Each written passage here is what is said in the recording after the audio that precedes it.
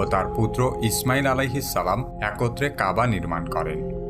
ইসলাম ধর্ম শুরু হওয়ারও বহু আগে থেকে কাবাকে কেন্দ্র করে একটি নির্দিষ্ট এলাকা ছিল অত্যন্ত পবিত্র ও নিরাপদ স্থান।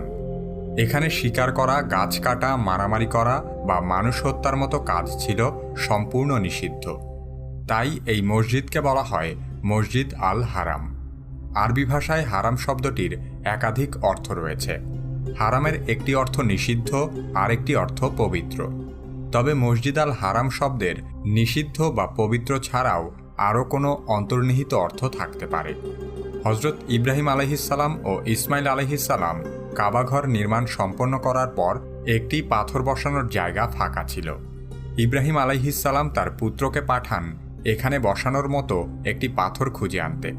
তখন আল্লাহর আদেশে ফেরেশতা জিবরাইল আলাইহিসসালাম জান্নাত থেকে একটি পাথর নিয়ে আসেন।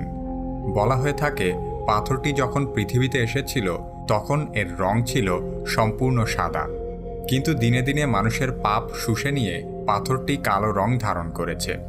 কাবা শরীফের দক্ষিণ পূর্ব কোণে অবস্থিত এই পাথরের নাম হাজরে আসওয়াদ। কাবাঘর বহুবার পুনর্নির্মাণ ও সংস্কার করা হয়েছে। তবে হজরত মুহাম্মদ সাল্লাল্লাহু আলাইহি ওয়াসাল্লামের নবুয়ত প্রাপ্তির কয়েক বছর আগে কাবার সবচেয়ে বড় পরিবর্তন সাধিত হয়েছে। প্রায় 100 বছর পর পর কাবাঘরের বেশ কিছু সংস্কার কাজ করা হয়।